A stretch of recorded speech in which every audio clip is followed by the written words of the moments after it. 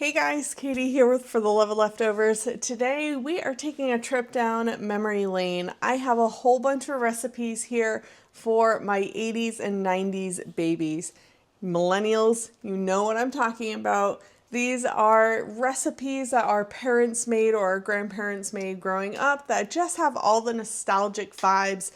I'll be honest, some of these recipes I did not like as a kid. But I figure now that I'm an adult, I want to give it another try, see if maybe we can make some little twists and adjustments and bring these nostalgic recipes back to life. So let's get busy in the kitchen. This might take more than a day, but I've got the things, I've got the time today, so let's see what we can get whipped up. Because we know our parents really didn't have time, just like we didn't. I know my mom worked multiple jobs, and I can remember dinner time being a pretty important time, sitting around the table together. So in theory, these recipes should come together pretty quickly, and I'll give you some tips and tricks along the way. We did just get home from the grocery store because there were things that I needed to get specifically for these recipes that I'm doing today, and I might have 5 recipes, I might have 6. I'm not sure at this point how many recipes we're going to get to. But let me show you at least the ingredients that we got at the store today, and we'll get into it. So I've been making some focaccia bread lately, so I needed to kind of replenish this. I have enough avocado oil kicking around in sprays, but I haven't had olive oil for a while. So got some of that, not really about the recipes for today, but things I need to get anyhow. Apples and bananas were also on the list of things that needed to be gotten just for the kids. We have some mushrooms, baby bell mushrooms. We're going to cut these up. Those are going to go into one of our recipes. Then I have 2 bags of green beans. These are going to be for a Thanksgiving side dish. I don't know that that's going to be in this video, but that's what's coming up with those, so definitely stay tuned.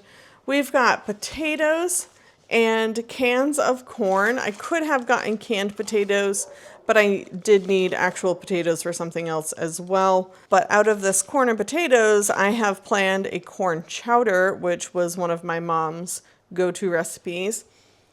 Condensed cream of celery. You could use cream of chicken, cream of mushroom. We don't use these very much anymore, but this was a staple in my house in the late 80s to 90s. Just growing up, this was like, one of those kind of one-can wonders that helped a variety of dishes. So you'll see what we're going to use that for momentarily. We did need some broccoli. Broccoli must have been really cheap back in the 90s because broccoli was involved in just about every dish, which as a kid you can imagine wasn't a huge fan of, but I surely appreciate them today. We have butternut squash. So I am actually going to be using this for creating a version of Italian penicillin soup. So that was not a nostalgic recipe, but it is a recipe that I want to make nonetheless because we have a lot of friends that are not feeling well. So I'm just going to kind of start making a bit of that. We've got butter. Butter is going to be needed for a variety of things. Lots of cheese. So I have everything from grated Parmesan to a block of Parmesan because specifically we need the rind for a couple of these recipes. I do have sliced mozzarella. These are going to go into some stuffed and breaded chicken breast. Then we have sharp cheddar cheese. I can't remember off the top of my head what this is for, but that's going to get used for something. Gruyere. I love Gruyere. It's one of my most favorite cheeses. This is either going to be used instead of possibly one of these other cheeses in a recipe, or one of my favorite things is homemade mac and cheese using Gruyere. So that might be on the list. We did also need to get some plant butter. I'm a little bummed that it's only being sold in my Hannaford in these tubs right now. I would really like it if they bring the bricks back, but I guess I can just go to BJ's for that. Eggland's Best Eggs. We needed some tortillas, extra wide egg noodles. It does not have to be extra wide, but egg noodles were definitely an ingredient that was common in recipes for me growing up. A great way to kind of stretch a meal, stretch a buck. This, obviously, I tend to stay away from these because egg noodles.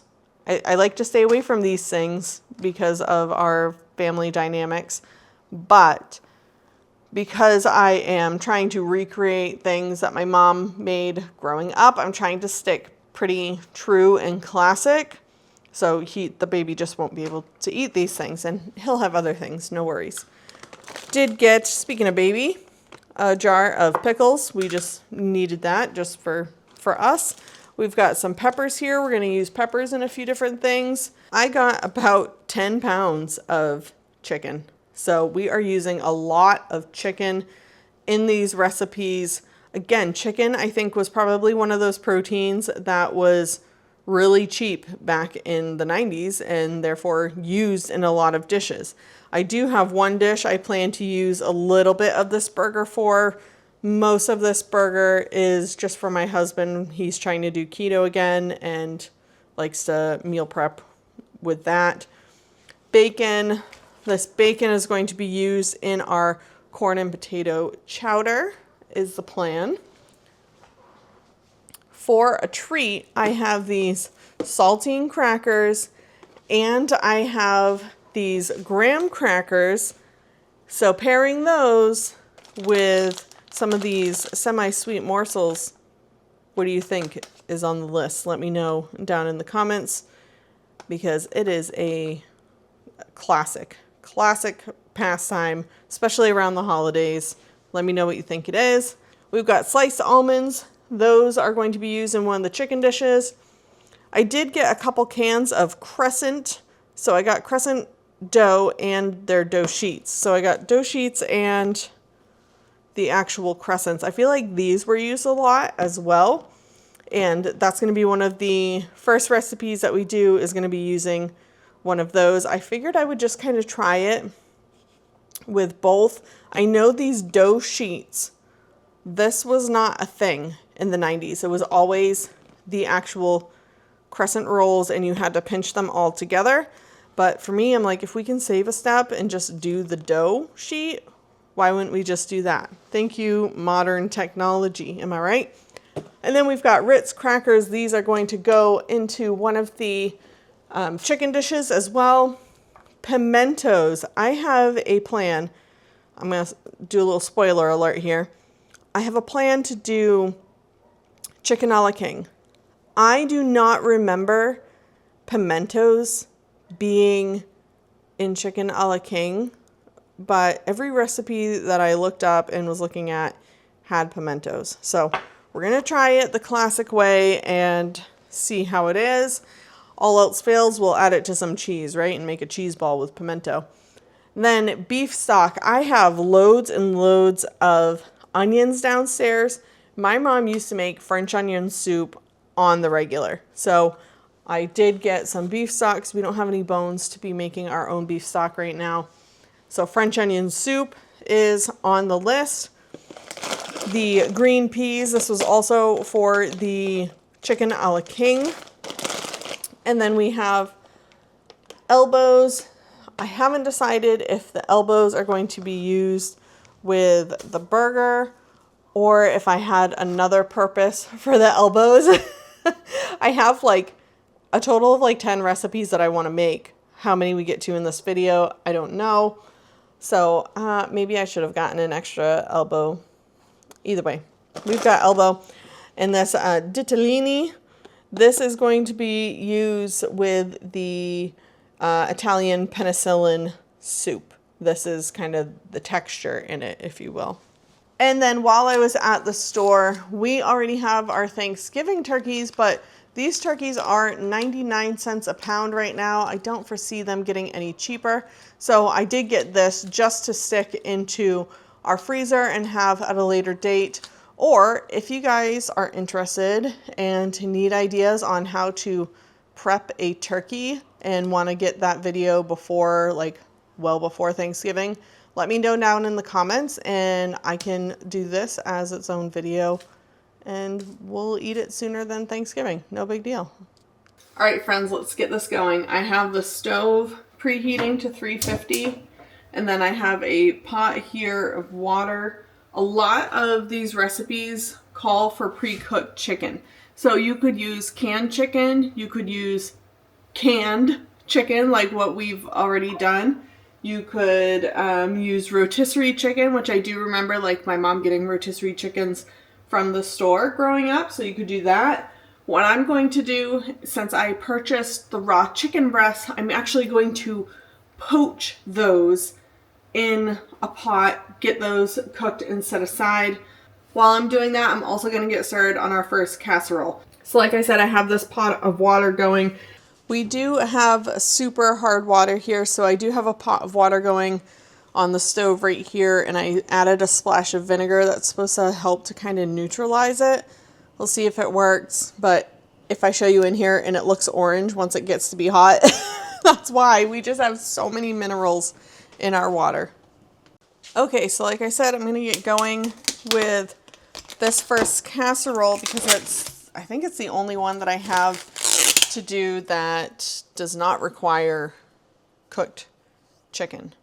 So these chicken breasts are huge. Like, they don't usually look like this, guys. Listen, my parents are farmers. I've seen big chickens come from their farm and they still don't look like this. This is not natural. Okay.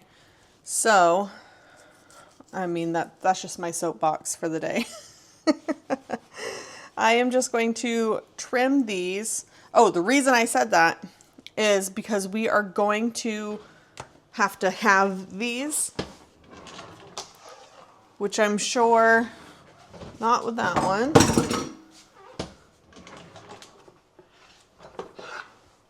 I'm sure is something that my mom would have done. So I'm going to take my chicken here and just kind of pressing down nice and firmly, finding about that middle point. Get yourself a sharp knife. This one is junk.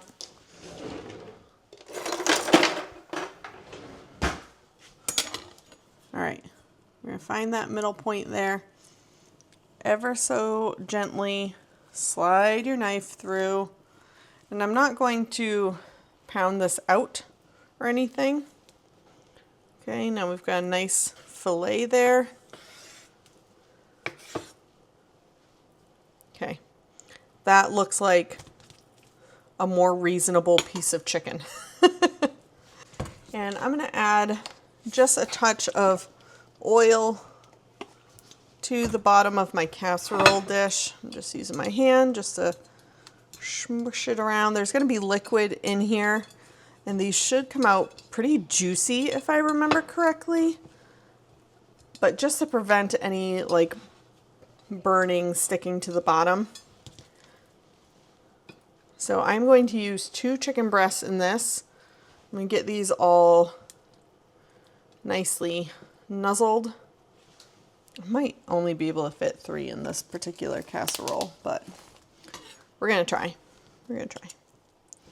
Let's see, probably by the time I get all of this junk off, they'll fit. Okay, just cleaning up the chicken.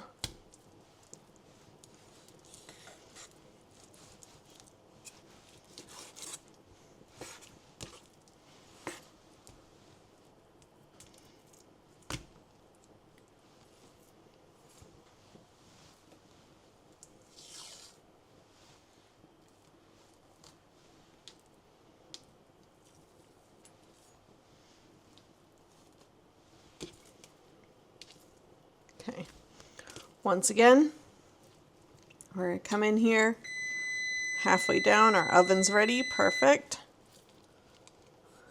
Nice, and you don't want to go all the way through. You want to open it up and finish it like that. Okay, getting these nice and snug in here. This is a super simple dish. as far as I remember, and I would ask my mom, but she's working right now. This was like a 3-ingredient type of a dish. So we've got our chicken in here. Okay, so I am going to add a little bit of salt and pepper. I told you we're going to make this a little bit of our own. Still trying to stick pretty true to the classic way these were made, but this one I don't have a specific recipe for. The other ones I was able to find some. Okay, so that's about a 1/4 teaspoon of salt over the top. Be about a 1/4 teaspoon of pepper over the top as well. I'm not even seasoning both sides. I'm just adding a little zhuzh to it. And then we're going to take our condensed can of cream of celery. You could use cream of mushroom. You could even use cream of chicken. The way I grew up with it, it was cream of celery. And I remember even my mom making just cream of celery soup. Like, I remember eating cream of celery soup as a kid and loving getting those little chunks, those little bites of the celery in the soup. Which is funny because I didn't, and I still really don't care for cooked celery. So we were talking about chicken a la king the other night, and that's another one that we're going to make today that my mom used to make all the time, and I can remember not liking it at all because of the celery. Okay, so I did not like the texture of big cooked celery chunks, but we're going to try it again because I do like celery chunks in like a chicken pot pie, and chicken a la king is pretty close. The recipes that I found online all have pimentos in them, and I asked my mom, and neither she nor I could remember pimentos being used in her chicken a la king, but I also didn't really like it, so I think I tried to erase it from my memory. But that's going to be on our list today of things that we're going to make. That's one of the things that we have to cook our chicken for. We're going to give it a try. We're going to, like I said, maybe change a few things here and there, just like we're doing right here. All right, so I have this cream of celery soup covered on here as best I can, as evenly as I can, and I'll give you a close-up in just a second. Also need to make sure that I'm getting photos every now and then for Instagram and the website, because I might just start doing that. It's so much work to try and be perfect from a food photography standpoint. It's like, I could do 1 recipe, 2 recipes a day, photograph them perfectly, get them up on the website, or I could do like 5 a day and do them not in a photo studio and get those all up on the website. So we might be doing that. We'll see. My perfectionism might kick in and not allow me. Okay, so now we've got Ritz crackers here. I'm going to start with a sleeve and see if that gets us where we need to be. 1 sleeve might be enough. Oh, you know what I want to do though?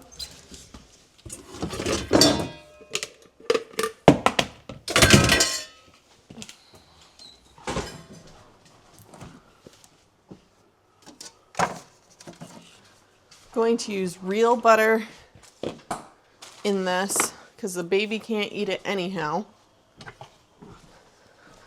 I'm going to melt about 2 tablespoons of butter and do something similar to what I do to my Velveeta broccoli casserole. that requires Ritz crackers on it as well.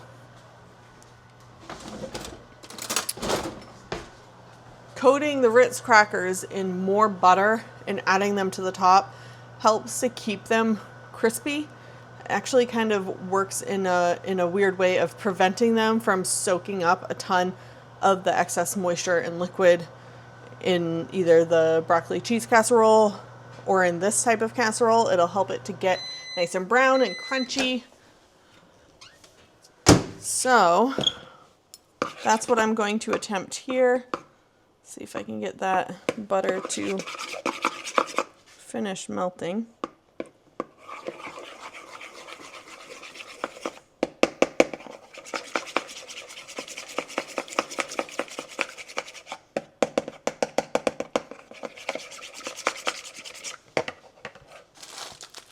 Okay.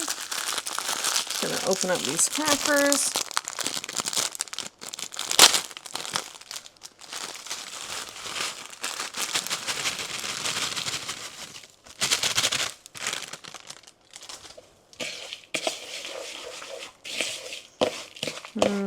Two tablespoons of butter might not have been enough. I love that smell though. Yeah, I think I'm gonna need 2 more tablespoons. I do think that 1 sleeve is going to be enough. 1 sleeve of Ritz crackers, 4 tablespoons of melted butter.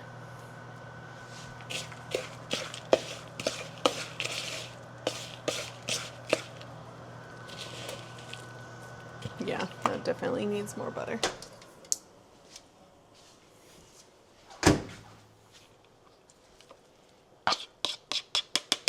We don't want the Ritz crackers soaked. We do want them covered.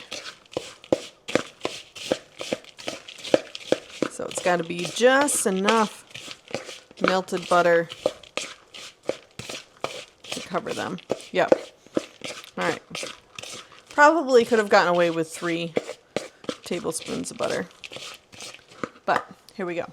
All right, here is our chicken in the pan. All I did, salt and pepper, condensed cream of celery. Now we're just going to, as evenly as possible, put these over chicken.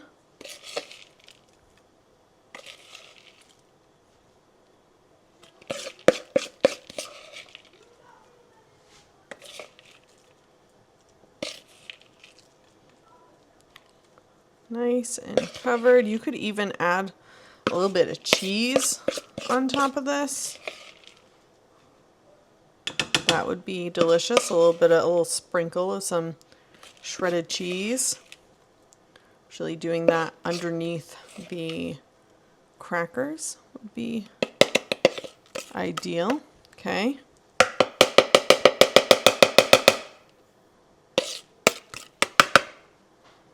Perfect. All right, here we go. This is going to go into a 350-degree oven, and I'm going to check it with a meat thermometer in about 30 minutes.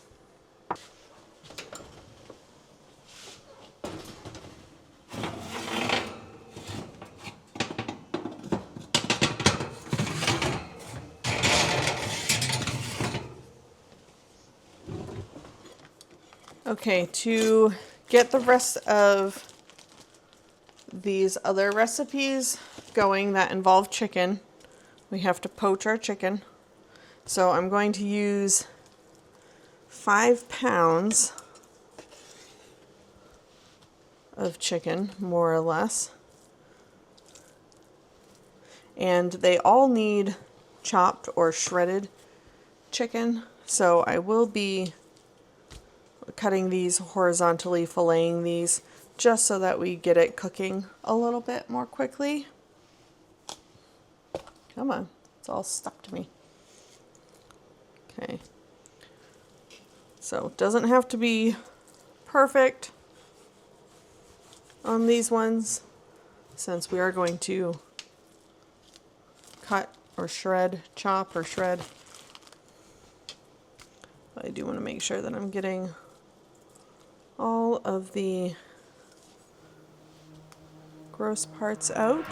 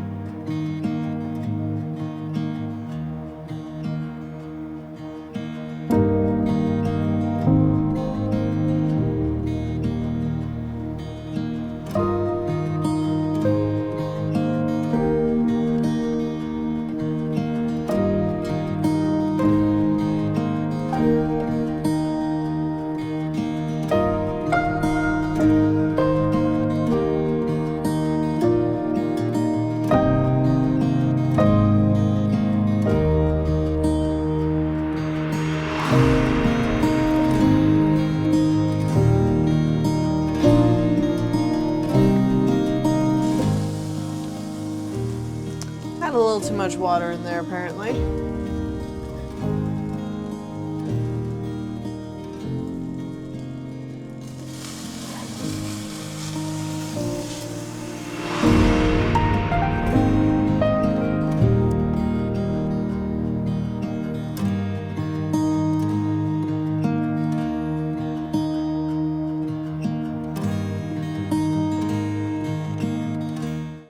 Okay, I've got that chicken cooking or poaching on the stovetop. I've got that first casserole in the oven. So now what I'm going to do while I'm waiting on those is kind of prep some ingredients here, just like taking the things that I purchased and putting them where they need to go since I have so many that I'm doing today. Okay, so I've got 2 crescent chicken braids that I'm doing. Obviously, I'm not going to be putting chicken with the things right now. Let's see, this one needs broccoli. This one does not. This one looks like it's just, oh, that's where that cheddar cheese comes in. This one is chicken, cheddar, sour cream, which one of my kids is going to have to get. Got some peas here. Oh, and peas got to go also with the chicken a la king. So at least I'm 99% sure. So I'm going to kind of put those in between here. No, it doesn't. I could have sworn chicken a la king had peas. Okay, all right, it doesn't. I mean, we can always add peas. Slivered almonds. Oh, I didn't get any Dijon. Okay, we've got slivered almonds. Pimentos over here, bouillon, milk, water, salt, pepper, flour, bell pepper. This says green. I did not get any green bell pepper. I got one of these 3 packs. One of these other ones called for pepper, a red one, I believe. I believe it was this chicken and broccoli braid. Yep, red bell pepper. I think one of these other ones called for a pepper also. Okay, we're just gonna do a yellow one in our chicken a la king. And I think this was a bonus pepper.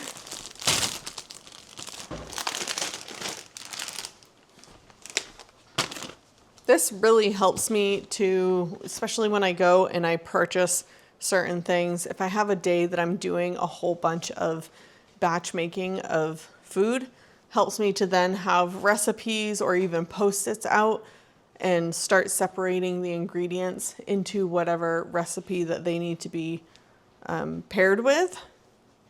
Chicken a la king has mushrooms. That was canned mushrooms it was supposed to have. That's okay.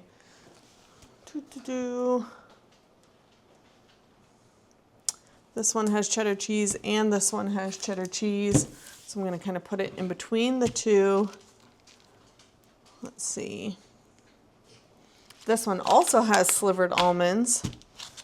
The braids, the crescent braids and slivered almonds apparently paired very well together. Butter.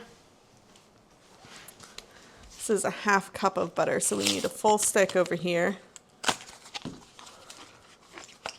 Okay, all those other things I can kind of get as we make that. There. Let's see. All right, this one needed chicken, cheddar, sour cream, which we gotta go get, peas, sliced almonds, mustard, which I don't have. I can grab out the garlic. The eggs are going to be in between here also. More almonds. Let's see. Then we've got broccoli. Broccoli over here. Chicken, red bell pepper, cheddar cheese, mayonnaise. I think I'm going to use sour cream instead of mayonnaise.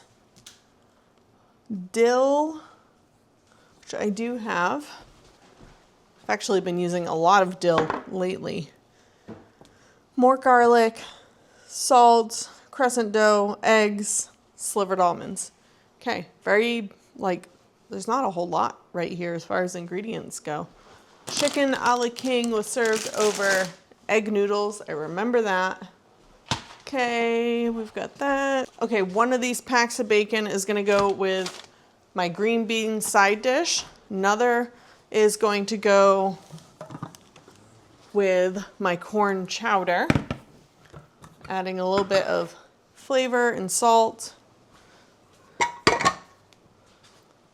I have evaporated milk for such a time as this, right? It's been on my pantry for quite a while.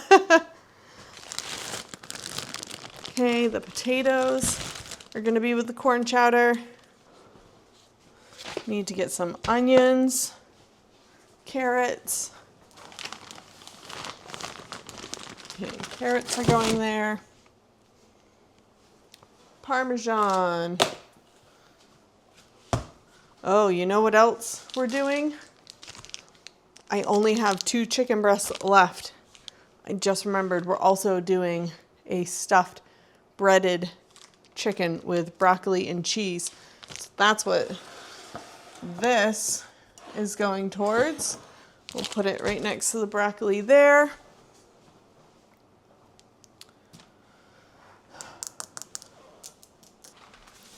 And then I think we might do some goulash because that was another family favorite. Okay, I've got some things to pick up here. Okay, that's our timer going off for our first casserole. I'm gonna shut the timer off. I was able to do some dishes. Cleaned up the cutting board and knife from when we first used it so that we can use it to chop our poached chicken. Oh my gosh.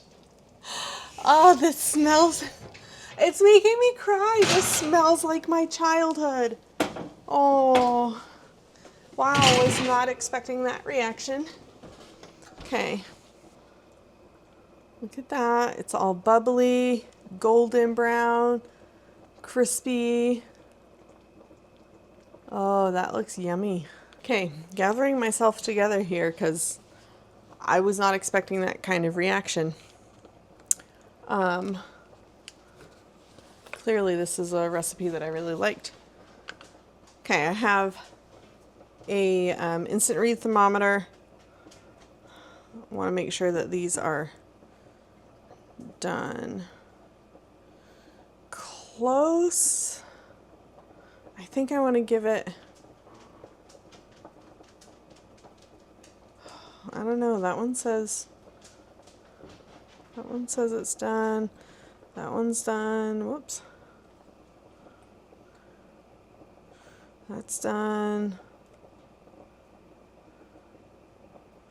That one needs more time. Okay, I'm gonna pop this back into the oven for another 15 minutes. I feel like 45 minutes in a 350-degree oven should be plenty of time. I'm gonna turn it. Okay, it's just the outside chicken pieces are done. The one that's in the middle, that one was a little bit bigger. So that one has about 30 more degrees to go. While that's happening, I am gonna start pulling these poached chickens out. These should be done. I can almost tell just by picking them up with the tongs. I am going to check them with a meat thermometer just to be sure.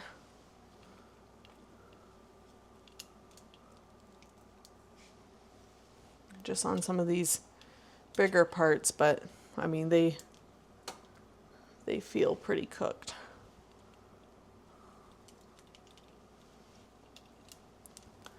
Once we have these chopped, shredded, and a little cooled, we're going to be able to really just cruise right through those recipes that we have.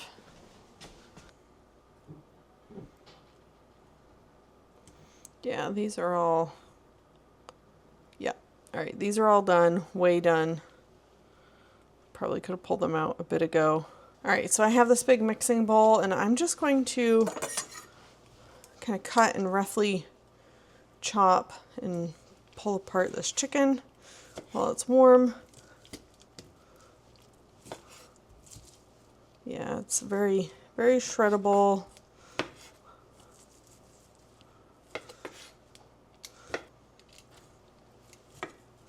If I had gloves and this was a bit cooler, I would just pull it apart with my hands.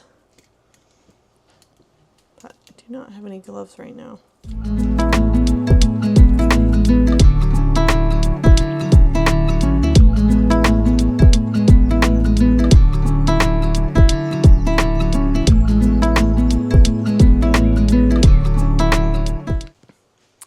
Okay, now that the first casserole is out, that's done, we are going to start working on the chicken and broccoli braid. I am going to do these recipes one at a time, kind of start to finish, just because I haven't made them ever. So I don't want to get too crazy with having a whole bunch of things going on at once. The really nice thing though about these recipes is they can be prepped ahead to a certain degree. So we've got, you know, these ones that have the braided dough from the cans. Obviously, you're not going to be able to cook this completely through, put it in the fridge, and expect the same texture and consistency as it is right out of the oven. But if you want to prep these ahead, a lot of these have fillings. So what you can do is prep the filling ahead of time, and then the night of, you just roll out your dough, put the filling in, do the braid, cook it, and have it nice and fresh. So you can do these, like I said, prepped ahead of time a bit. And this makes for a great leftover meal as well. If you have leftover chicken from a rotisserie chicken, this particular recipe only calls for a cup of chicken. So this is perfect to use up chicken that you had last night, whether it be on a roasted chicken, any kind of chicken. You could even use deli chicken for this too. If you have a cup's worth of chicken or even a mix of chicken and ham, you could totally get creative and use this meal as your step 2 meal. So if you're new to For the Love of Leftovers, one of the things I like to do on my site is give you step 1 recipes and step 2, where you are cooking a recipe full on for you to have for dinner that night, but then your step 2 recipe is using leftovers from that step 1 recipe, repurposing them and making them into something new. So again, this would be a great step 2 recipe. So I've got 1 head of broccoli all chopped up here. I'm going to give it a little A little more of a chop, actually. I really want these to be nice little bite-sized pieces. I don't want you getting a mouthful of broccoli when you go to take a bite of this, okay? All right, so I've got 1 head of broccoli, and I'm putting this all right into a bowl. I'm making it super easy, okay? I'm gonna get a measuring cup, and I've got my big bowl of chicken here. Again, a nice little meal prep hack, making all of this chicken at once and then prepping it all together. So I've got a cup of chicken here. Just gonna toss that right in. Great way to stretch a protein on this particular recipe. Sorry, this did not need 1 cup of chicken. This needs 2 cups of chicken, 1 cup of broccoli. I'm using a whole head of broccoli. That's a good amount of chicken there. Now we need a 1/2 cup of diced red bell pepper. It's probably going to be about half of this bell pepper. I don't think it would take the whole thing.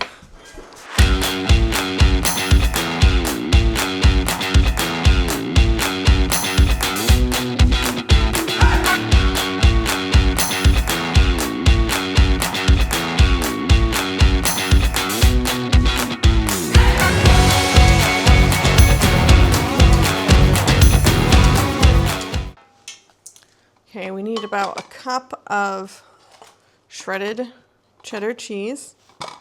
Let's see if I can lock this down. Oops, all right, lock. I'm gonna put our cup right underneath there. This will not be anywhere near the whole block.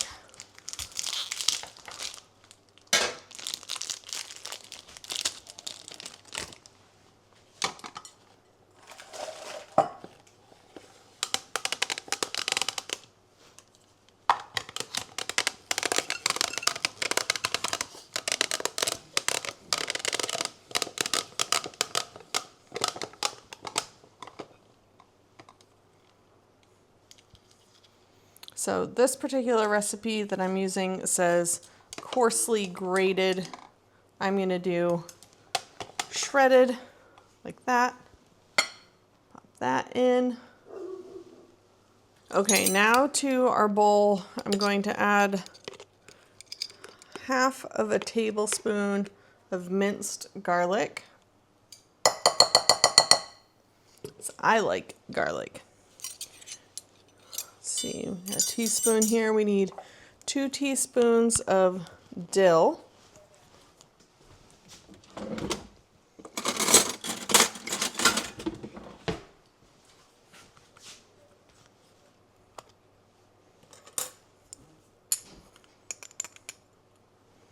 I feel like oregano would be really nice in this as well. I might add some oregano to that. Maybe even, red pepper flakes. That would be delicious also. Okay, so we're gonna make some adjustments here. I told you. All right, 1/4 teaspoon of salt. We're going to do, doesn't call for it, but I'm gonna do a little bit of pepper, a 1/4 teaspoon. Okay, I've got our oregano here. For this big kitchen I have, it gets closed in quick. All right, I'm gonna do a 1/2 teaspoon, just a little bit of oregano. We're not going crazy. Okay, keep the reins on me, okay? And then equally the red pepper flakes. I'm just going to do 1/4. That might be a 1/2. Let's dump that. Yeah, it depends on how spicy you like things. But broccoli, in my opinion, really needs red pepper flakes.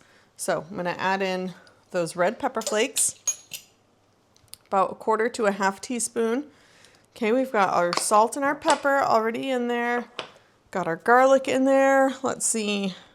So we have our broccoli, chicken, red bell pepper, shredded cheese, dill.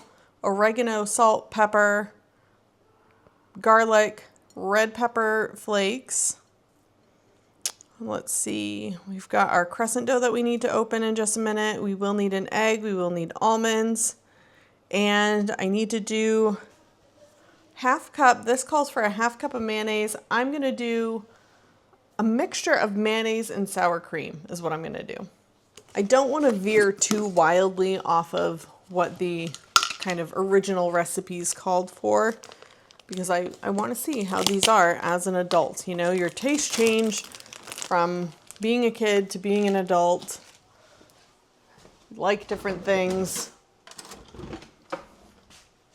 So I do want to try it, but I also have much more knowledge now on how things taste and work, right? So let's use that to our advantage. So I'm going to do about a third cup of sour cream and about, whoops, see if I can keep it all in the bowl here. Third cup of mayonnaise. That's more like a quarter cup. Quarter cup of mayonnaise, third cup of sour cream. Okay, I like that ratio. Let's do that.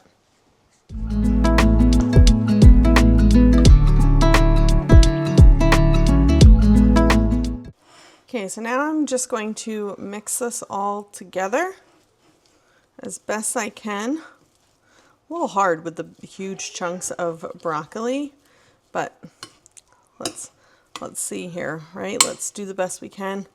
Might end up having to get my hands in here. Really wishing I had some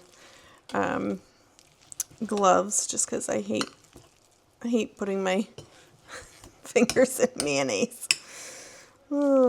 But let's do the best we can here, just with our spoon. It's going to get all nicely coated. It's not sopping, and we don't want it sopping because then it would like ooze out and make our braid too liquidy. Wow, I just got a whiff of this. Again, my childhood right here. Wow. I have a feeling I'm going to like this as an adult. Like, I remember vaguely kind of liking it as a kid, but I think as an adult, now that I'm more into things like dill and oregano and broccoli, I'm really going to like it now. Okay, let's get our crescent roll open.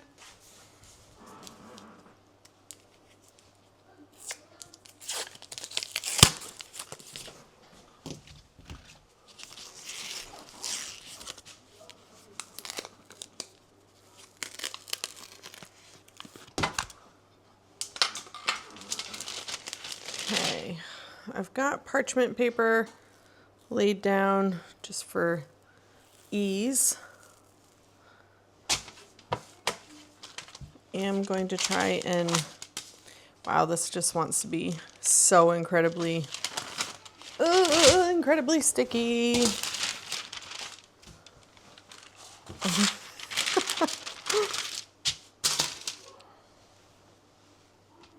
Maybe I won't. Maybe I won't do the parchment paper. I might regret that, but it is just sticking and being ridiculous. Okay, so I need to pinch these parts that are kind of coming undone.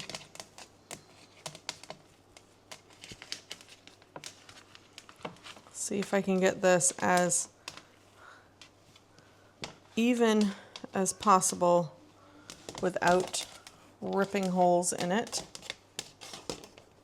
I have a feeling that maybe I have a little too much filling for this, but we'll see.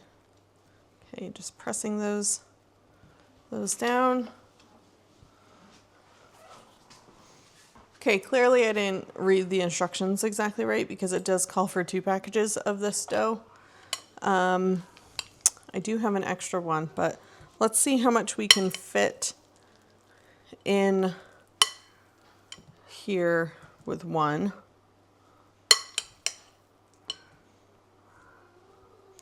What you want to do is really like lump it up in the middle.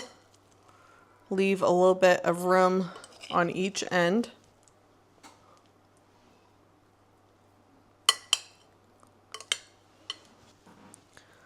Okay, we're just going to,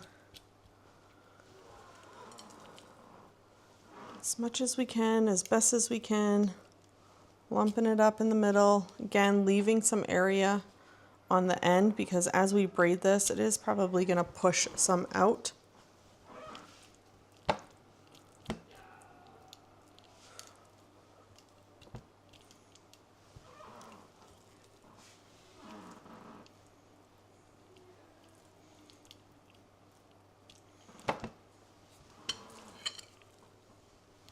I definitely used too much broccoli. So if I had used the appropriate amount of broccoli, I think we probably could have gotten it all on here a little bit better.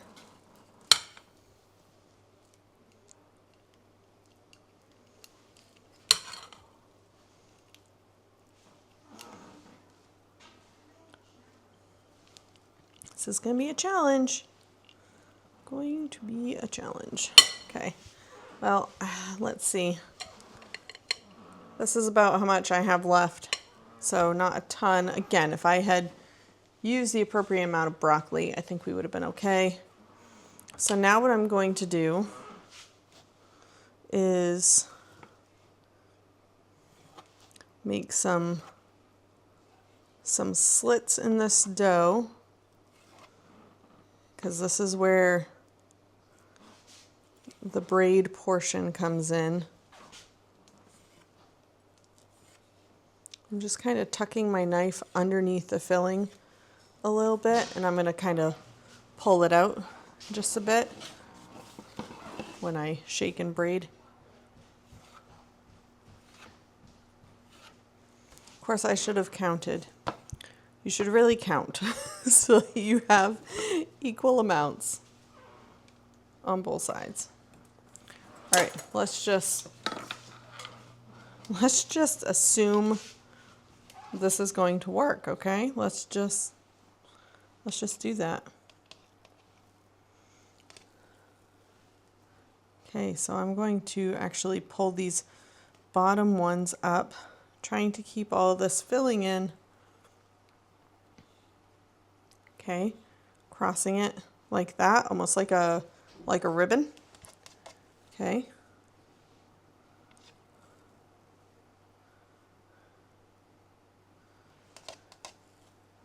And then just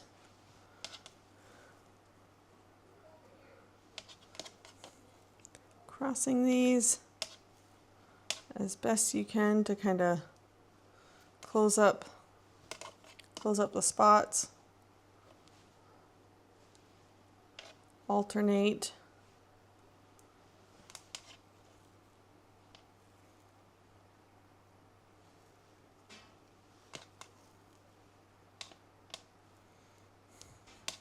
Again, make sure you're counting. I'd say maybe give it a bit thicker of braids than I did.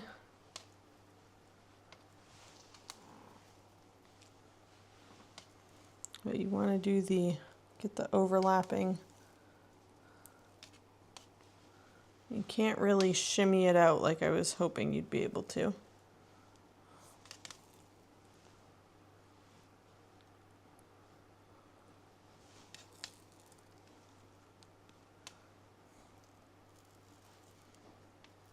Okay, mine is definitely not winning any awards here. At this point, I just want to make sure that things aren't falling out as much as possible. Mine is definitely a thick braid. I see why we needed two also. Probably should have done two next to each other. Yeah, okay. I mean, how many times have I told you, if you're looking for perfection, don't come here. This is definitely like more of a mummy than a braid. I feel like this would have been a good Halloween dish, like, you know, chicken and broccoli mummy braid or something.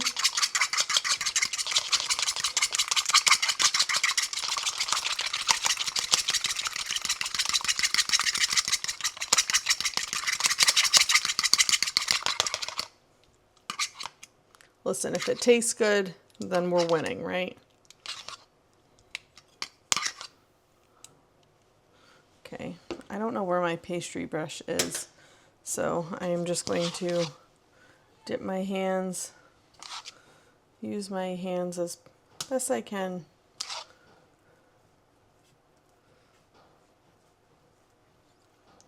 This is feeding my family, and to be honest, probably mostly feeding me. I don't know that my kids are, even my big kids are going to be super thrilled with this idea. Sorry, I got cheese and whatnot in it, so the youngest can't have it.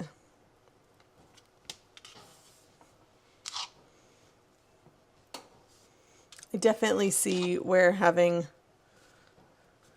two side by side would have given me, two crescent roll sheets side by side would have given me more dough to work with.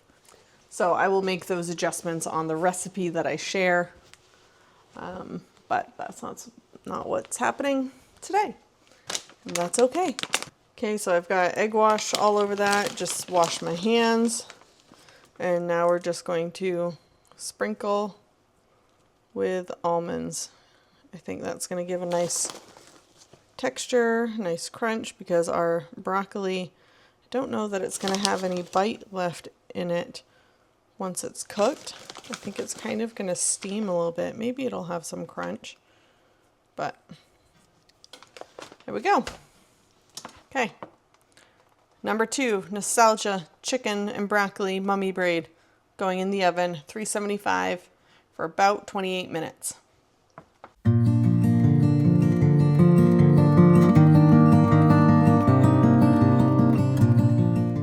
It is well past lunchtime now, so I am actually just eating this little bit of leftover chicken and broccoli that we just made. Wow.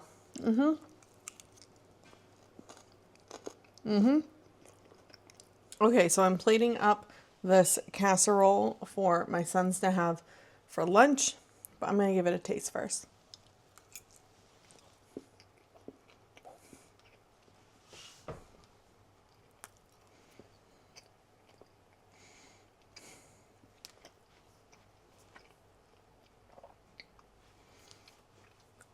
I can't even tell you. This is my childhood.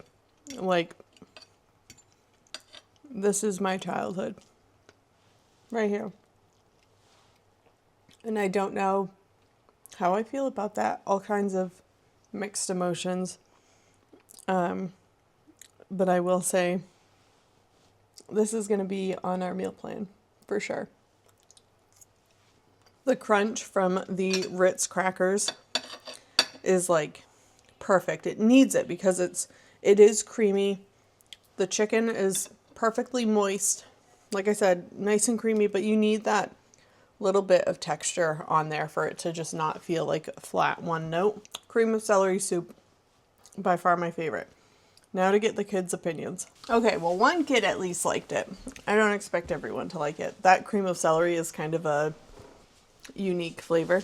So I will have my other son try the next one that comes out and see if he likes that one better.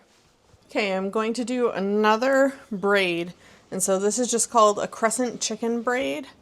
And I'm going to try and do better about actually paying attention to the recipe. We're going to start with 1.5 cups of chicken. Not a ton of chicken. Trying to be good. Okay. Now we need to do 3/4 cup of cheddar cheese.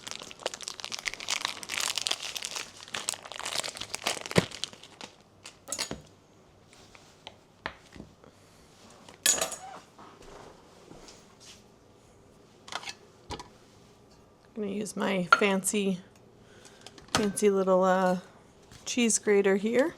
Got this for Christmas last year or the year before. One of those things that I remember seeing on TikTok Shop, and then my husband found me one. It's like one of those things, what do you want for Christmas? And I was like, I want that cheese grater. Okay. Again, trying to be good. Follow the recipe, follow the recipe. All right, 3/4 cup chicken, 1/2 cup of sour cream, which for me is like 2 big spoonfuls. With the amount of cheesecakes that I make, I know how to guesstimate sour cream at this point. Okay, 1/2 cup sour cream, 1/2 cup frozen peas.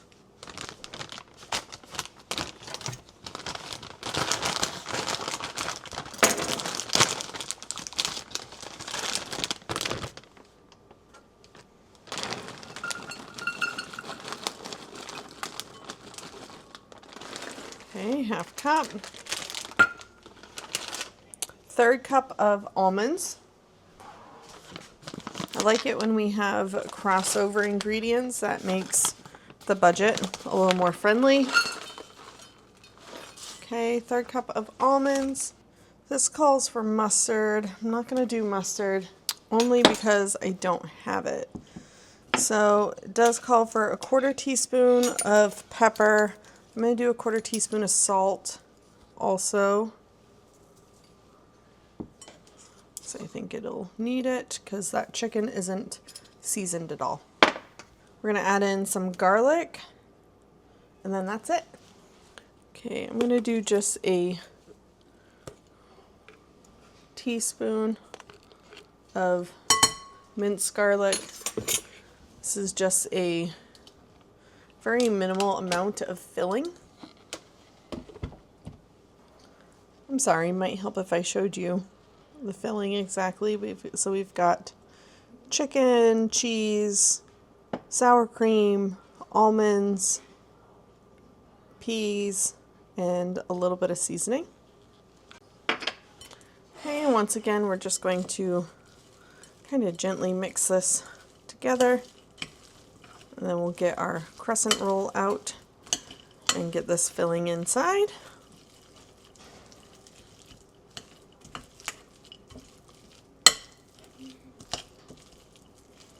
I bet this would be good with a little bit of Italian seasoning, just to add a little bit of flavor, which I might do because, like I said, our chicken didn't have any seasoning on it other than a little tiny bit. No, it didn't even have any salt and pepper because that was the one that I poached.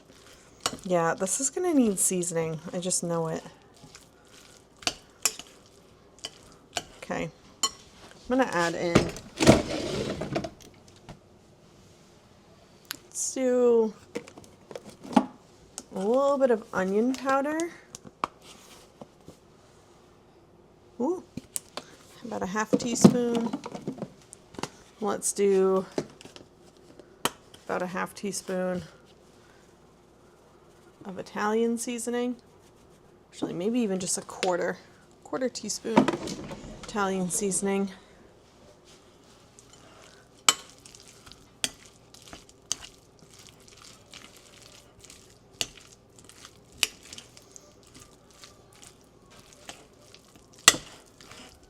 If you had fresh onions to chop and add in, that would probably be equally delicious, but the onion powder will work well enough.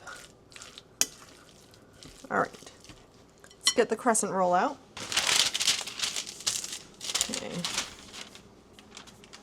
My kitchen is getting destroyed right now. It's fine. Everything's fine. Okay. Where are we taking off this? There we go.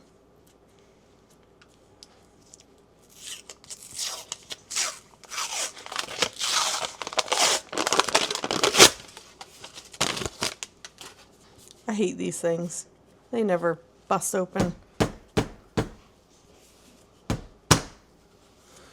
we go.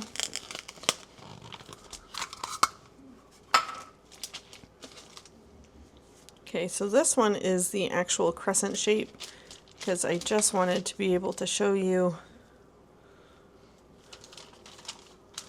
how to pinch these together in case you haven't done that before.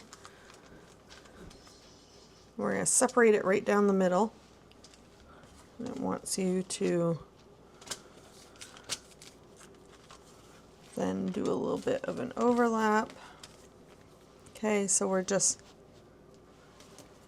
slightly pressing these little ridgeways together in any place it might have broken, just like in the last one.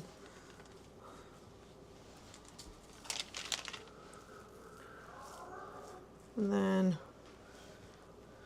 are going to overlap these ever so slightly, it says. Okay, just again, pinch, pinch, pinch, pinch, pinch, pinch.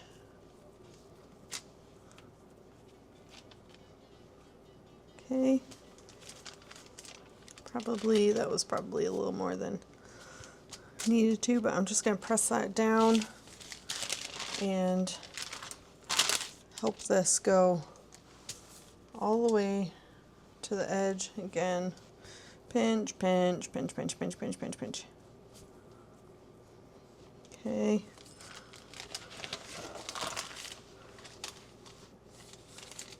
All the way to the edge of our parchment there. Okay. Now,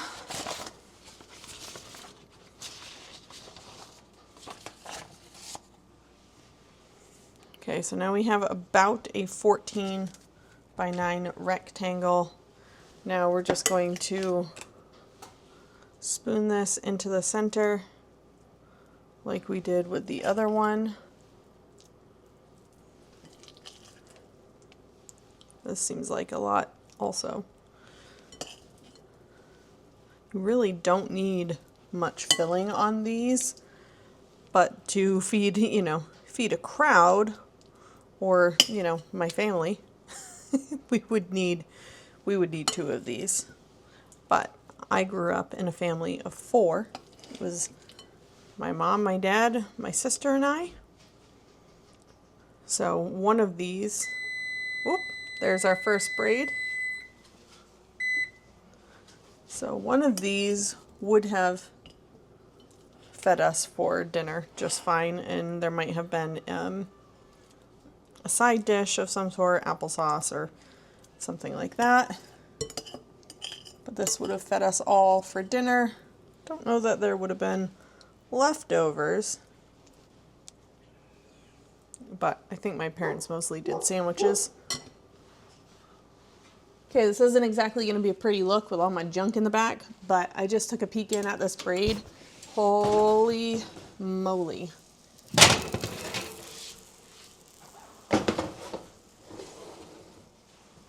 That looks good. Look at that. You want it to be really nice and golden brown, cooked thoroughly. Doesn't that look amazing? Well, that one looked amazing, which gives me hope for this one. So this is going to be the same thing. We're cutting about an inch wide strip. So let's count 1, 2, 3, 4, 5, 6, 7, 8, whoops, 9, 10, 11, 12, 13.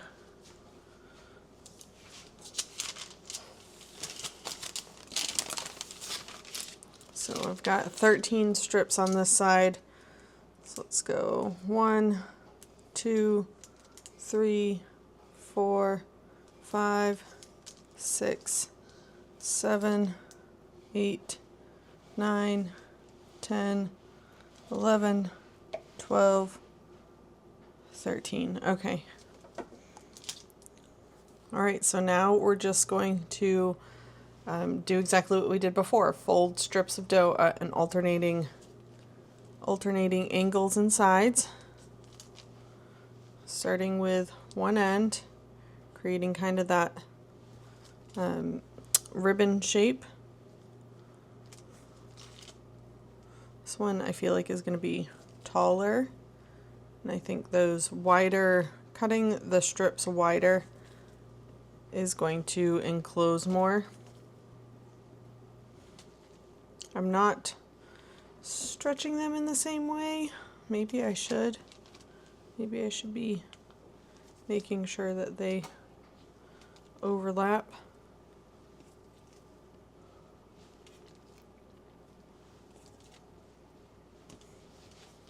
Just trying to do it at an angle, but that's not really happening for me here.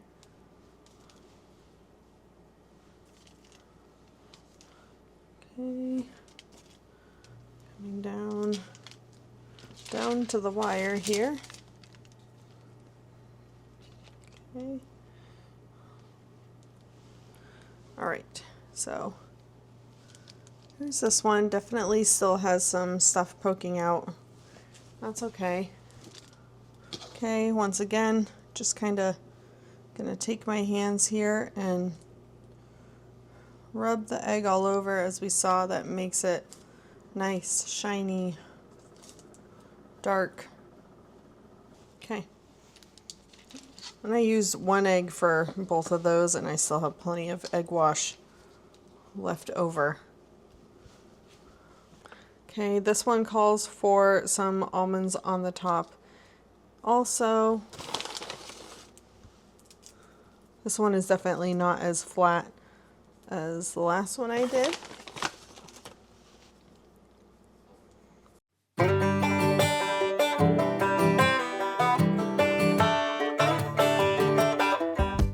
All right, I'm just going to pick this little parchment paper right up. There we go. Now this is going to go into the oven, and then I'm going to tidy up the kitchen a little bit.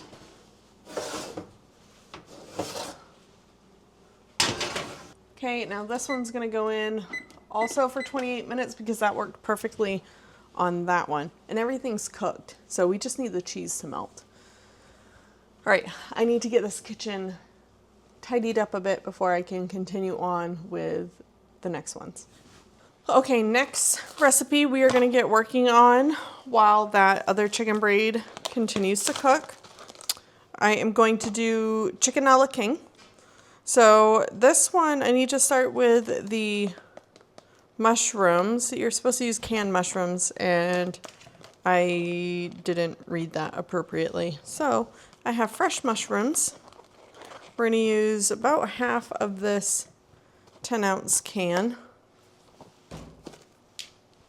Going to remove the stems and then give these a good wash and get them all chopped up. And then I do have water boiling because it does call for some hot water.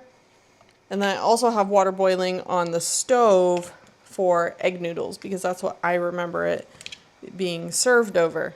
So we've got a few things going on as we're doing this. All right, I have enough bowls and glasses and things like that to stock multiple kitchens very well. But I'm trying to not give myself a ton of dishes to clean up after. But that means I'm cleaning dishes after every recipe. So now that we've got that bowl taken care of, I'm going to take a peek at our braid because timer just went off. That is looking fabulous. So we are going to take it out. You can probably hear the kettle in the background.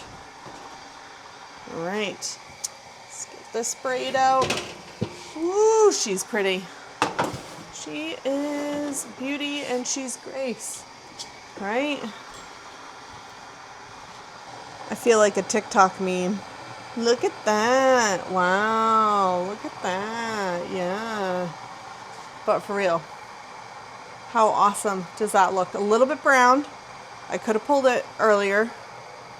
Couple minutes earlier I could have pulled it, but doesn't that look amazing? I can't wait to give it a try. I still haven't cut into this one yet either. I'm going to let this one sit for a couple minutes, and then I'm going to move it over with the other braid, and we'll give them a taste test at the same time. While those are cooling though, I am going to prep these other ingredients. I need to prep the mushrooms and the pepper. Let's see, says even, yeah, okay. We're just gonna go for it. Okay, we're gonna go for it. Put these things. So we're going to be making a roux, and we're going to be sauteing these. This is a stovetop dish, not an oven dish, which is totally fine. This is going to be kind of like a, almost like a chicken pot pie, just with different ingredients, with less ingredients actually.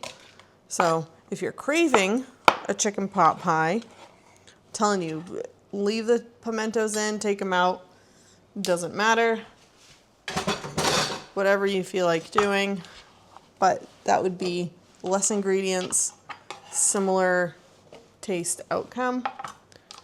All right, so then we've got this humongous pepper.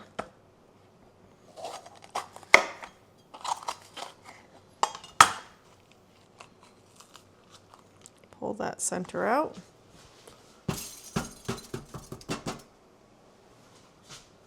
Knock out a whole bunch of those seeds.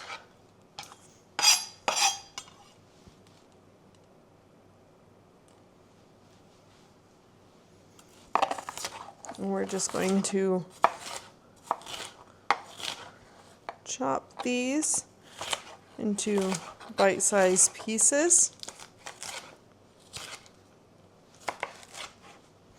I always kind of wonder if fruit, vegetables, even, you know, like chicken breasts, if things were different sizes back when our parents were cooking, because, like, you know, this is saying that it needs one whole pepper chopped. This seems like a big pepper. So were their peppers the same size, or with GMOs and, you know, just whatever, like how things have changed over the years? Are the peppers bigger now? Should I only be using a half of a pepper? You know what I mean? Just things that I think about. Even chicken, like, was chicken really that big? I know it's not in other areas of the country. When I first started food blogging, I remember I was in a membership, a little group, and I shared my recipe and photos with some ladies in the group. And in my recipe, it said a 1 pound chicken breast. And I can remember them being like just off the rails. They could not believe that I had chicken breasts that were weighing a pound. They're like, there's no way. I said, really, there is. I mean, I just got a 5 pound pack of chicken breasts, and there were 4 chicken breasts in it. So it's interesting because, like, you know, these ladies thought that I was doing something wrong, and I was like, no, this is exactly how I bought it from the store. It's just interesting. Interesting is all. Okay, so we need to start by sauteing, melting our butter in a skillet for one, and then sauteing our peppers and mushrooms, which is going to take a little bit because the mushrooms are going to leach out a decent amount of liquid. So I am just going to chunk these so that it all melts a little bit more evenly. Then I gotta find a decent sized skillet because this is gonna create quite a bit. I'm going to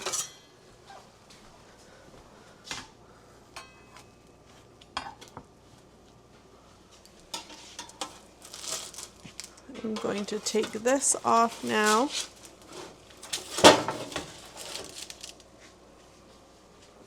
Beautiful. Throw this away. Okay, so I've got a skillet here. We're going to get that melting over medium heat.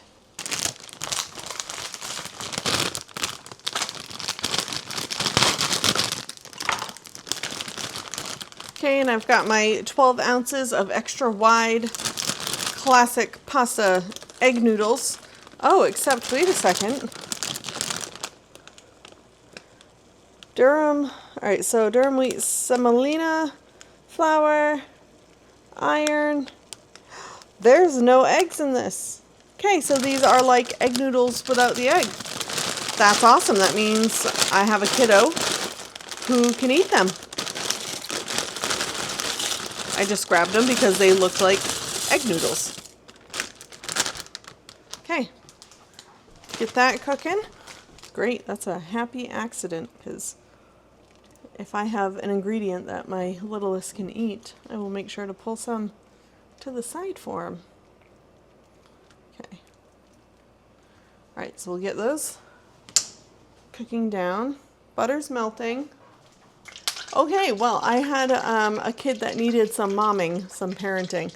So that brown butter just got, or that butter just got browned and burnt. Like, not even just browned, just burnt. So we will have to start over again with that.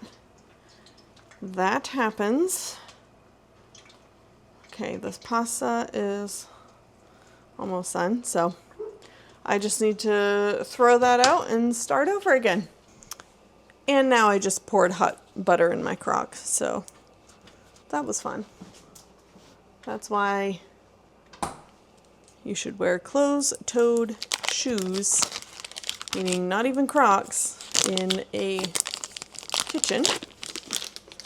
Alright.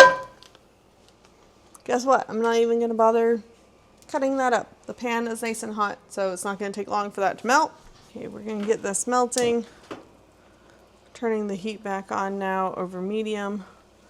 Once this butter is melting, and I'm going to stand here and watch it like a hawk, then we're going to add in our peppers and mushrooms.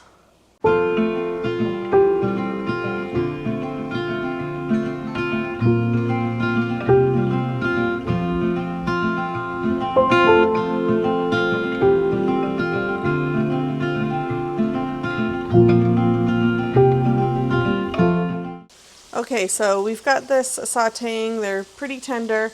Need about a half cup of flour to make our roux.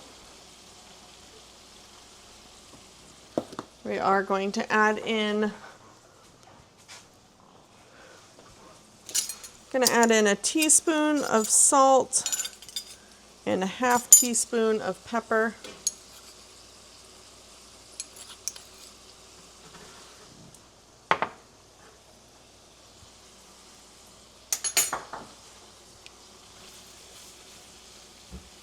Okay, you'll know that you have enough flour in there when it absorbs all the liquid and becomes kind of gummy. So, like, I need more flour in here, and you want to cook the rawness out of the flour. We want to make sure that it gets time over the heat. Let me make sure all of that white flour turns that kind of goldish color. It soaks up all of the butter. We don't want any dry spots in here. See how it almost looks like almost like biscuit batter or biscuit dough?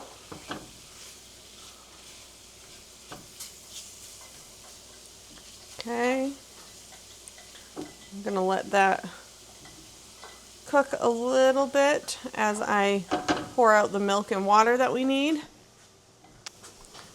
Okay, I'm going to do a cup and a half of milk. I'm using whole milk. It's going to be nice and rich and creamy. We're going to let that cook for a minute, and then we're also going to add in a cup of hot water. This helps the temperature not to go down too much in the pan, but we're going to let this thicken a little bit first. Let that flour really activate there.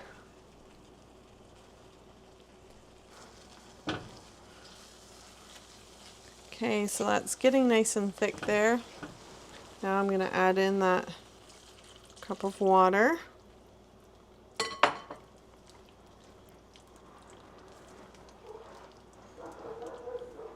Don't mind the dogs in the background. Again, we're trying to make a bit of a gravy. I could be a good chef and get out like my whisk for this, but I'm being lazy and not wanting to do more dishes. I'm going to turn this down just a little bit, so I still need to add some other things in here. Might need to add some more liquid actually. This is very, very gravy. Try and get it out of that center there because it's pretty hot. Okay, hang on. I'm going to add a big old scoop of chicken bouillon in there. And then we're adding the entire jar of pimento peppers.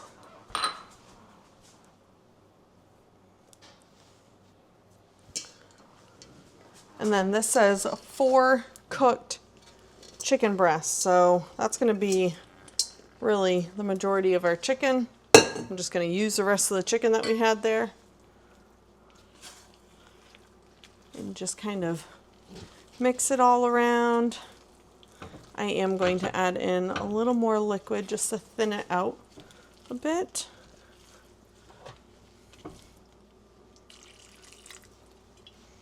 Quarter to a half cup more. See if we can get it to thin out a little. I'm telling you, I think when I had this, I was going to say when I had this, it had green stuff in it, something green, but remember the recipe that I was reading earlier said green bell peppers. So that could be what I'm remembering. I could have swore it had peas in it. Oh, let's make sure we get that bouillon cube mixed in there. You could use a bouillon cube and essentially make chicken broth with it with the water. I have the kind of yellowish paste, so that's what I used. We could have also just used chicken stock. Didn't think of that. This is a very thick gravy, mashed potato type of consistency. I'm not sure how myself or my kids are going to feel about this. All right, that's that. Should have reserved some of the pasta water because that probably would have been good. This is not the prettiest of the dishes that we've made. I know how to make it better though, so let's not give up hope.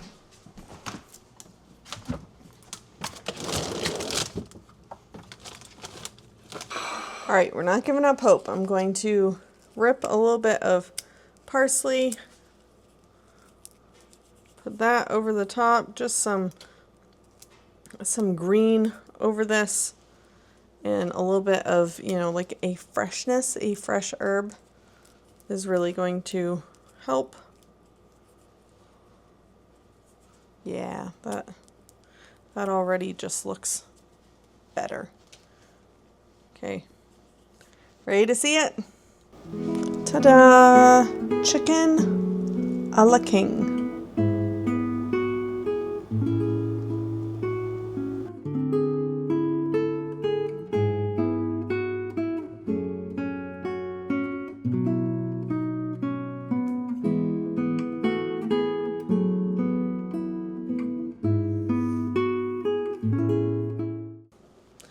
Okay, I want to make sure that I give a taste test on these things. Okay, so we've got the chicken braid with peas, and then going to do the chicken broccoli braid, which as I'm cutting into this, I'm like, may have been better with cooked broccoli, just like as far as being able to cut it, because that definitely was tricky just then. All right, I'm gonna try the chicken a la king first. Make sure I get some pimento, chicken, and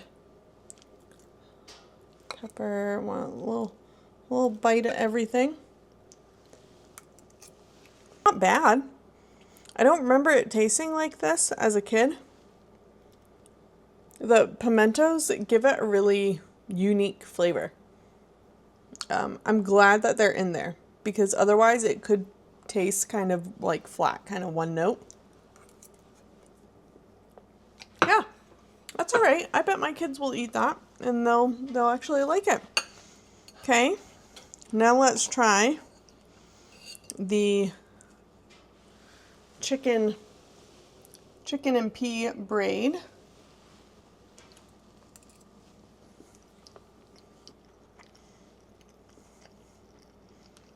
Okay, two things I like. That is very unique. I like that the peas add a bit of sweetness to this braid. Like, as I'm eating it, I'm like, oh, that's actually surprisingly sweet. The only thing that's like sweet in here is the peas. The crunch. The first thing that I was like, the crunch from the almonds. Super helpful in this dish. It adds texture, and it needs the texture. Okay, let's try the broccoli cheese braid. Is that what we're calling it? Okay, this one again with the almonds.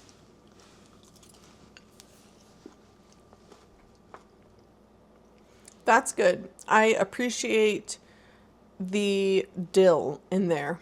It really gives a really nice flavor. Broccoli, I still don't care for the broccoli in it, just like I didn't as a kid. I really like my broccoli to be black, charred, crispy. I love honey, like hot honey drizzled charred broccoli. That's like my favorite. So if you don't like cooked broccoli, it does still have a bite to it because I used fresh broccoli. So that was helpful.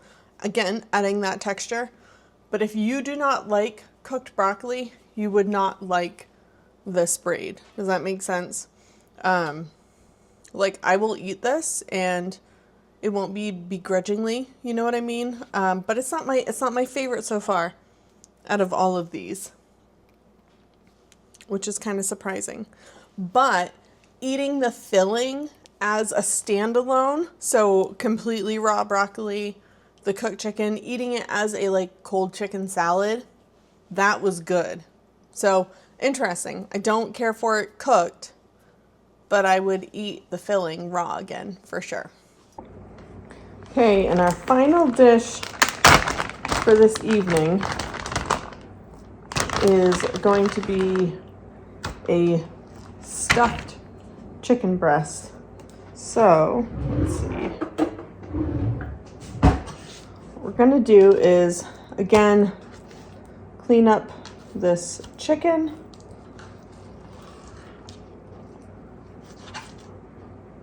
Also going to trim it just a little bit.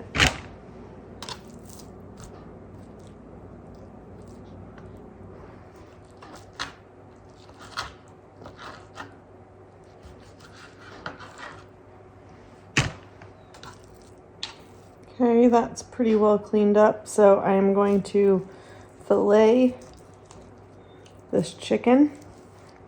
This one I want to leave attached because we're going to pound it out and roll it and try and make it relatively flat. Again, just kind of trimming it up, making it relatively even. So I took off the bottom portion there, taking these pieces in here that would typically have some bone in them. More times than not, I end up getting ones that have little shards of bone if I get them from the store.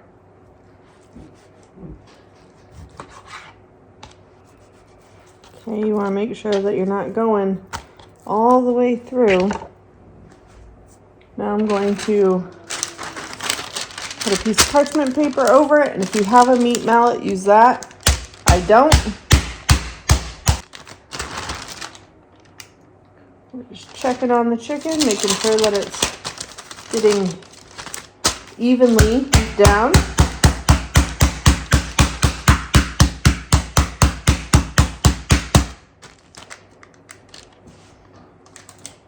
They're still going to be relatively thick. These are very large chicken breasts.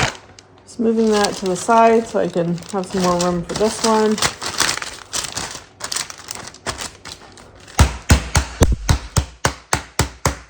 As I pound this out, I think I'm going to actually split these into two.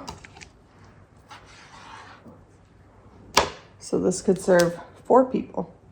Okay, so I'm gonna go pretty basic with the seasoning. Do a little bit of salt and pepper inside.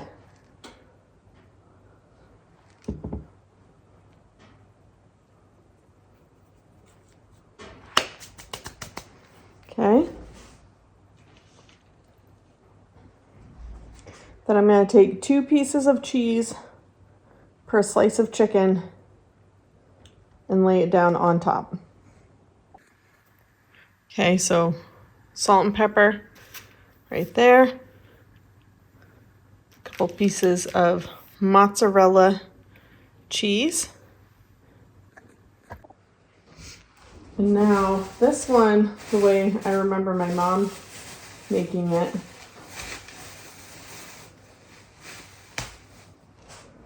is adding some broccoli. So I'm going to use, again, fresh broccoli. I'm sure you could use frozen broccoli in here. Just enough to cover the end. We are not covering the entire thing, just this portion, just going across. Because now we're going to roll this on itself, toothpick it shut, and then we're going to put it into an egg wash and a breadcrumb wash.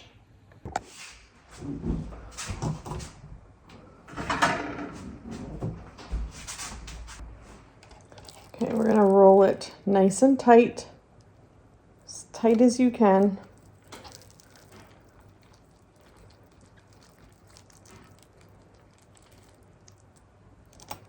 Okay, I'm going to put a skewer in this as I roll it. Okay. Now we're going to get it coated with the egg as best we can. This is a messy one. Don't be afraid. Okay. I can't find my little toothpicks, or else I would use those. But I've got this metal skewer that'll work just fine.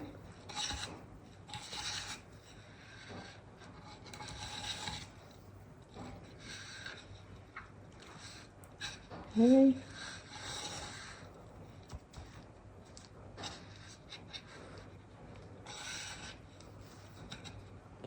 Get the breadcrumbs all over that chicken.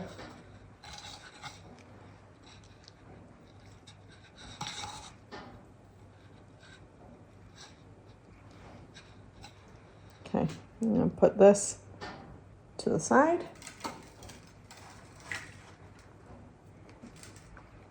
And then keep going with these. So I've got these all wrapped up now. And you can do these in a casserole dish. I'm just going to put them into my cast iron pie plate. These are pretty messy, but it's all right.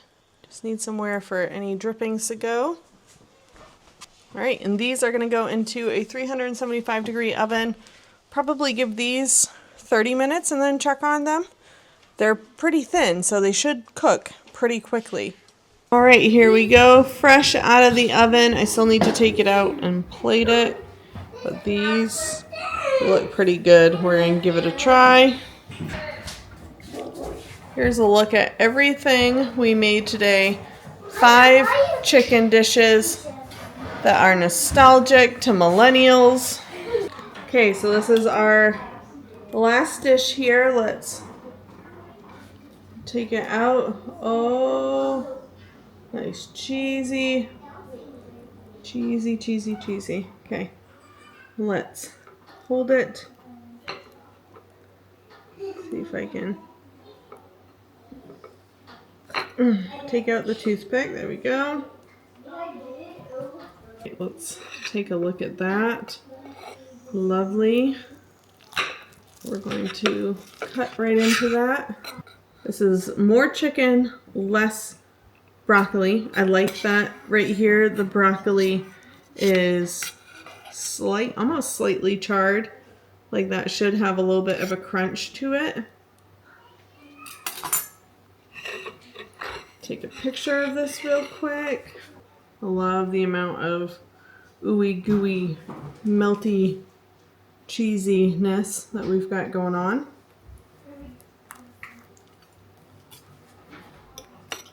All right, let's take a little bite. Might be a little too hot. Nice melty cheese. We've got this kind of charred broccoli.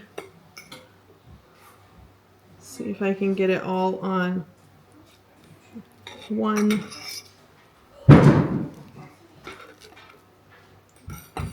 All right. That was pretty good. I don't know that my kids are gonna like it, so I can kind of see why I didn't like it as a kid. But, you know, now that I am an adult with different taste buds, like I said, I think more broccoli could be used, and I liked that that broccoli had char on it, had some crunch. Really simple, easy dinner, not a ton of flavor. The cheese is definitely where the flavor's at, and the broccoli. Cheese in every bite, texture in every bite. That's a winner chicken dinner, I would say. Thank you for joining me today in my kitchen. I hope you had a really good time remembering some of the nostalgic dishes that we had as millennials growing up. And I would encourage you that if your mom or grandma may do something as a kid, try remaking it on your own, because our taste buds do change. And there is a bit of, you know, memory wrapped up in these dishes. Give it a try again. You might find that you really like it and it becomes part of your meal planning routine for your family. You can find links to these recipes and more in the description below or over on fortheloveofleftovers.com. And be sure to keep your eyes peeled for a new meal planning webinar that I will be hosting very soon, filled with lots of goodies and recipes and plans and freebies and things like that for you. Let me know below in the comments which of these dishes was a walk down memory lane for you and which one you're going to try for your family. I'll see you guys in the next video. Bye.